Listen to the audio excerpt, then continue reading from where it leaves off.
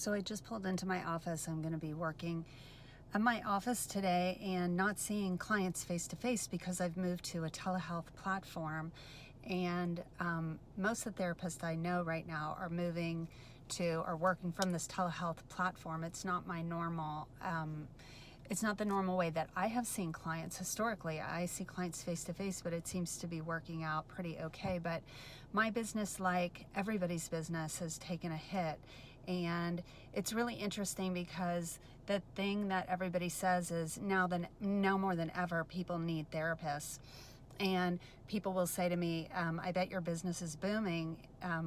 People could really use you right now. And so it's interesting because the answer is yes, people could, and it should be booming, but people are scared. And so my business takes a hit as well. People don't want to be spending the money, and, or they have kids that are home, and so they can't do telehealth, or they have a spouse, or they themselves have shut a business for now. So we're feeling it too. And so as much as people need support, they can't access it for various different reasons. So I was speaking to my sister, and she suggested a group, and I thought maybe a Zoom group, where people can come into the group and talk, and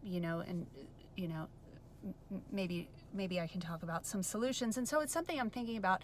But in the meantime, what I'm hearing most, what I'm seeing, what I'm feeling myself is it's the unknown right now. It's the unknown that's really got people so scared, and the unknown mostly of where's the end. And so when we have an end date, we can plan so much better, right? We can plan our finances, we can plan our off time, we can plan our on time, and without having an end date, it's like a marathon, and we don't have a post, we don't have an end post. We don't know that is it a 5 mile? Is it a 10 mile? Is it a 110 mile? I will often say that this is kind of like, when people have a traumatic event, like a divorce, you don't know where the end date is on this. And sometimes it's a moving target, is it March 31st? Is it April 10th? Well, they keep moving the target. So it's next to impossible to have an end date. And so what is critical during this time is a couple things. Number one, pace yourself. It's that idea of, if you're a runner, you do not want to haul out all your best efforts in the first mile, and then you are exhausted come mile 10. You want to pace yourself, and you want to go slow, and you want to breathe, and you want to be methodical about it. So that's number one.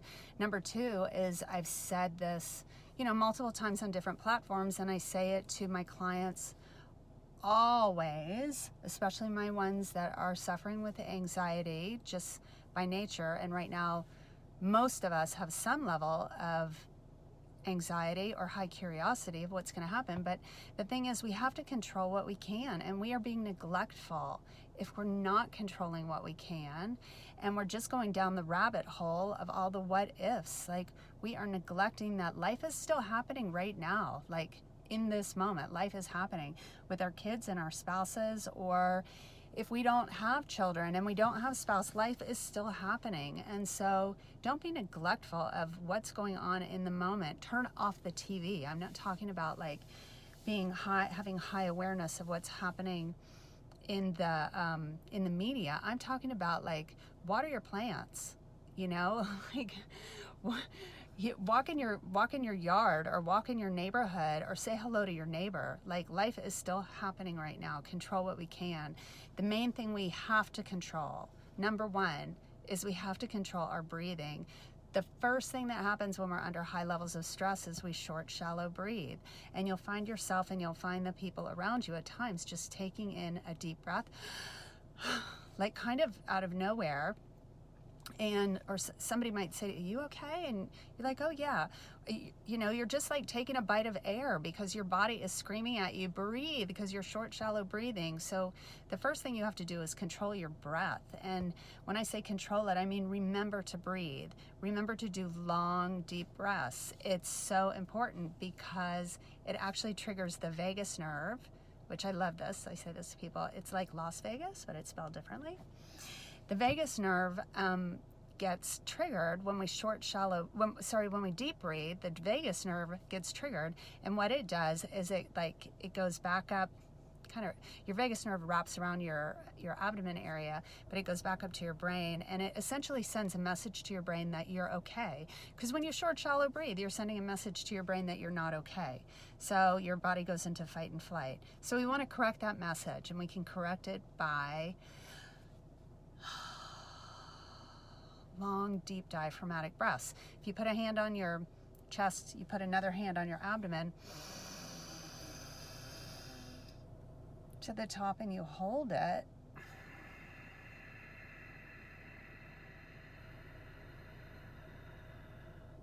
Exhale, and you do that, and you do it a couple times.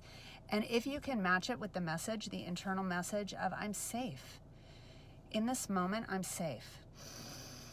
Your subconscious is going to say, oh, but what about this, and what about this, and what about this? And that's why it's important for you to say, in this moment, physically, I am safe. Your subconscious will quiet down, but you've got to answer your subconscious by saying, in this moment, physically, I'm safe. And if your brain is still, your subconscious is still yelling at you, then go through your senses. What do you see? What do you hear? What do you smell? What do you feel? In this moment, I'm safe. I see, as I'm looking around me, I see trees in front of me. I see green vines on the trees. I see palm trees off in the distance. I see a fence with cafe lights on it, right? What do I see? What do I hear? I hear my car running. I hear my breath. What do I smell? I smell the leather of the car.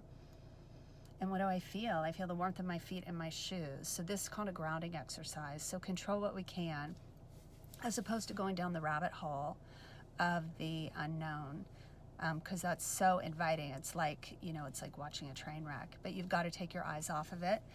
And so we don't want to be neglectful. So that's the basic stuff that we can do. And also really taking advantage of the time to do things that have been on our to-do list, like clean out that closet, do the Marie Kondo thing. And, if it doesn't spark your joy, get rid of it. It's time, get rid of it.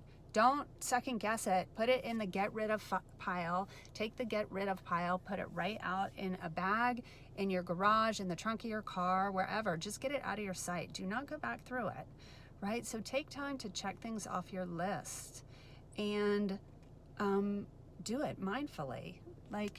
Have gratitude that we have time to do this. It's not always going to be like this. Life is going to get back to normal. And I have heard some people say that